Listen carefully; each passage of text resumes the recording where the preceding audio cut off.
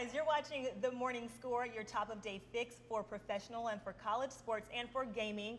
We have a special guest with us here today, James Nicholson. He is, hello James. Hello, thanks for having me. James is the all-knowing, smartest person we know when it comes to hockey. He's with the Los Angeles Kings Insider as a blogger and as a reporter. And he's gonna let us know all the craziness that's going on right now in the Western Conference. We're not talking about the Rangers, because the Rangers at this point are a non-factor when it comes to what we want to talk about. Just kidding, just kidding. I'm your host, Erica. Stef Z to my right. Hey Trevor. guys, how's it going? Oh, didn't mean to interrupt you. That's right. So excited about talking about all this hockey. And Trevor to my left. Kings. And as usual, we are at Rivalry Sports Bar and Grill in Miracle Mile in the Mid-Wilshire District in Los Angeles, California, 6311 Wilshire Boulevard, for drinks, for happy hour, for food, for a good time, to hang out with us. Come on over, man. Come on over, come on over. Okay, let's talk about hockey. Now, we are a week out, about a week out from a regular season. April 11th, right, is the last regular season game for most teams.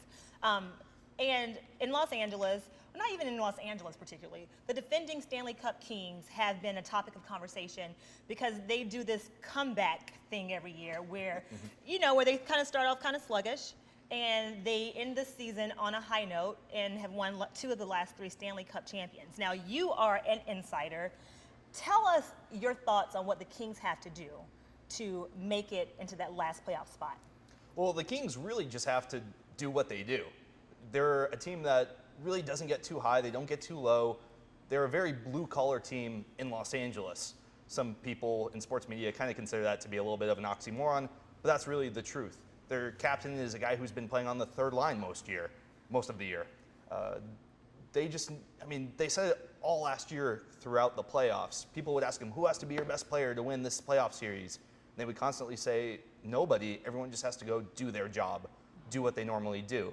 Right now, they're 2 points out of the last playoff spot behind Winnipeg. Winnipeg is pretty much the only team they currently hold the tiebreaker with if they tie for that last playoff spot in the Western Conference. So going forward, they need to win Thursday night against Edmonton. Edmonton really they're not having a good year, but it's important to remember that the Kings did lose 1 game in Edmonton this year, and there's players who are really auditioning for roles next year in the league. So they're going to play hard. It's going to be a tough game. Los Angeles can't afford to take any game lightly from here on out. Go ahead, yeah. Yeah, I was just gonna, it's crazy. The Kings like to do this. 3 games ago, they're in it. Then they lose pretty brutally 4-1 to the Blackhawks and the Wild, which are 2 very good teams. Yeah. But it's like right when they get there, they're just constantly teasing us. It's kind of crazy. But the one thing, just looking at the schedule, it does look like the Kings have the easiest road. And in there is that game against Calgary. How crucial is that game against the Flames? It's huge. Calgary is playing really over their heads. That's really the only way you can describe it.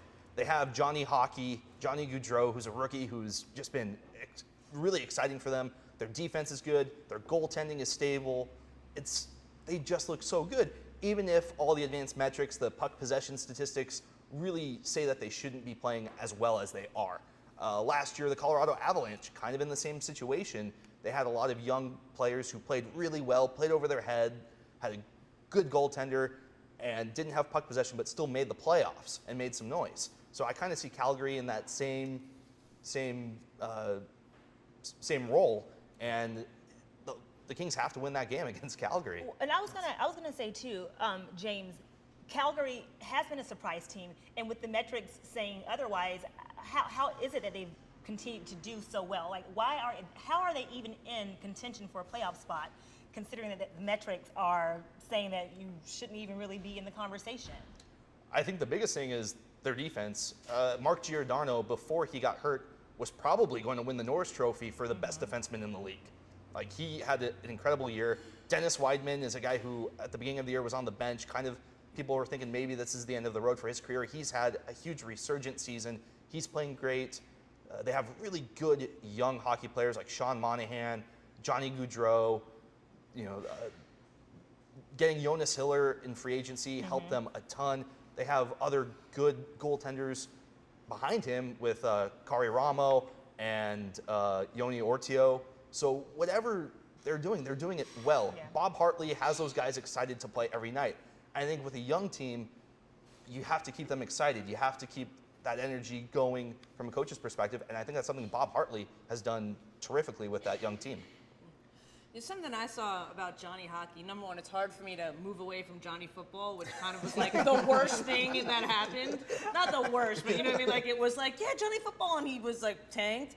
And Johnny Hockey is kind He of was awesome. tanked? Yep, no pun intended. But Johnny Hockey, the guy is so little. Yeah.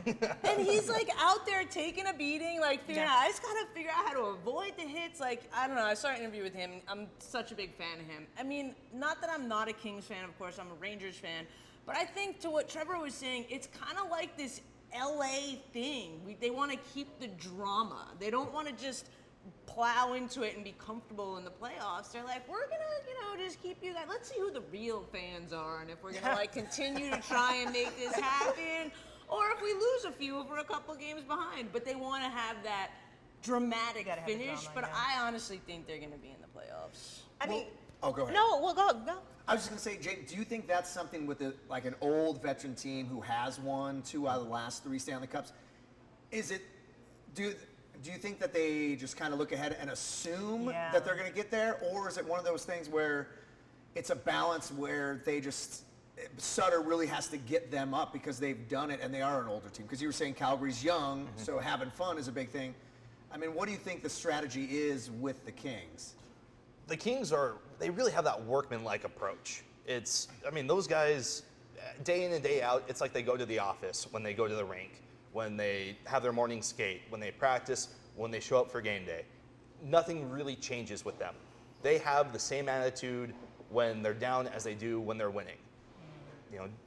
And you're there. You are literally a part of, I guess, the inside eyes and ears of what's going on with the Kings. So from what you've seen, as much as you can tell us, would you say that the Kings have the Stanley Cup hangover? Are they just sluggish because not only they're veteran, but because been there, done that? We're kind of over it.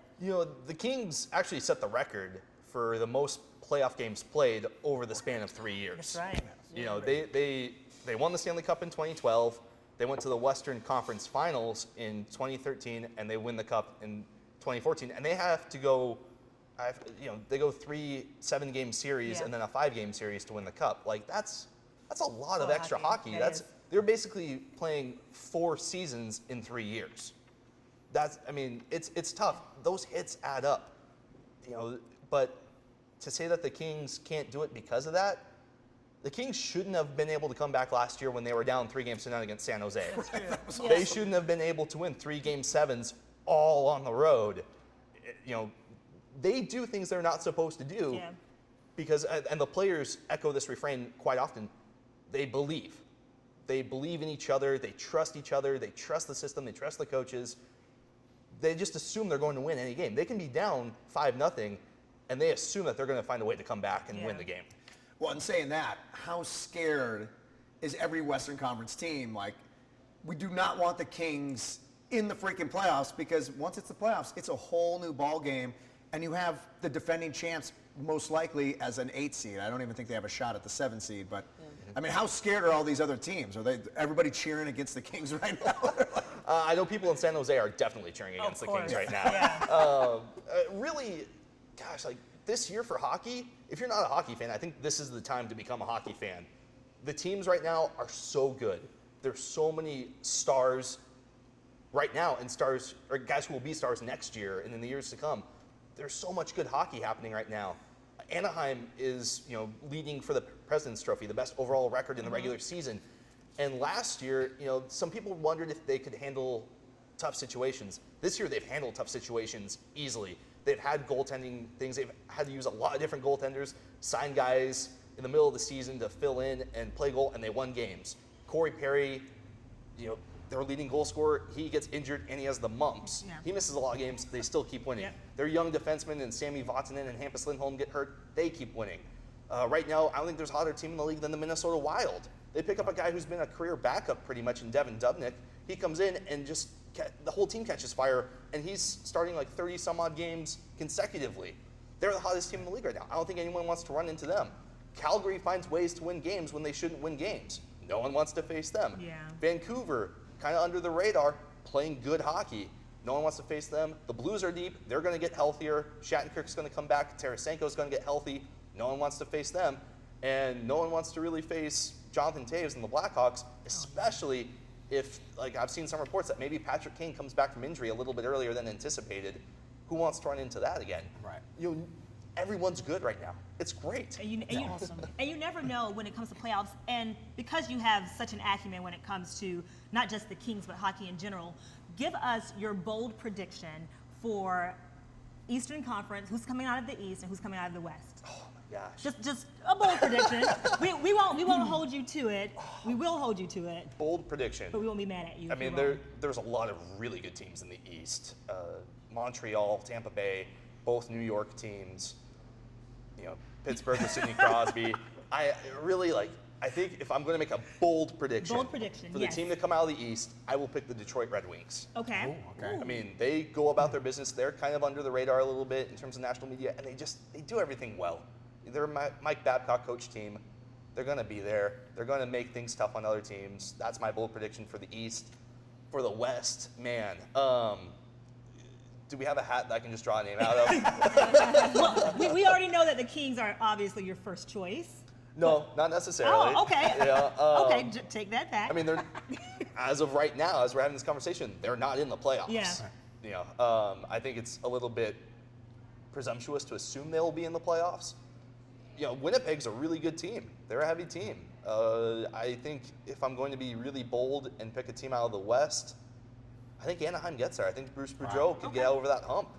Nashville's right there as well. There's a lot of good teams in the West. It's hard. So, what you're saying, if I hear this correctly, last year, Blackhawks Kings, Western Conference final, basically everybody was saying whoever won that wins a Stanley Cup because we all knew the Rangers weren't going to be either of those teams. Yeah. Easy on my Rangers. We put up a good fight, and we're doing real well this season. Yeah. But this year, the East has a shot. Yes. The With East, the Rangers. the Rangers play great hockey. Alain Vigneault is proven he's a really good coach and can coach. I mean, he's got two separate franchises to the Stanley Cup final in a matter of 4 years. There's something to the Rangers. Derek Brassard's a really good player who I think deserves maybe a little bit more attention for what he brings to the team. Their defense is great. They get Henrik Lundqvist back. Yep. Rangers are a good team. Okay. Yeah. Oh, Dan Boyle. And really quickly, before we let you go, James, because you are with the Los Angeles Kings Insider, and because you have the inside scoop and know all things that everyone out there doesn't know, tell us something that we don't know about the Kings that you think everyone should know. Something juicy. Something juicy. Something So- juicy. Something juicy. I like that. Something tastefully juicy. Tastefully juicy. Or disgustingly Really? juicy.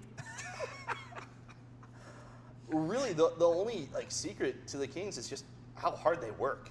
It's phenomenal. I mean, everyone, that coaching staff works extremely hard. The front office people work extremely hard. The scouts, the hockey operations staff, the players. Chris Sutter, who everyone saw at the All-Star game, Daryl Sutter's son. I mean, that guy, he's around the team facility. He's working hard. He's talking guys up. He's getting people motivated. Everyone in this organization works really, really hard. So they really. I was going to say, but the hardest working people around the Kings, the Ice Girls. Oh my goodness. Just saying. Of course, Trevor. I do. I have one last question for you too. Do you think if the Kings make it into the playoffs, they will go all the way and win the Stanley Cup? They've done it before as an 8 seed. I can't say for sure. I wish I had a crystal ball. Right.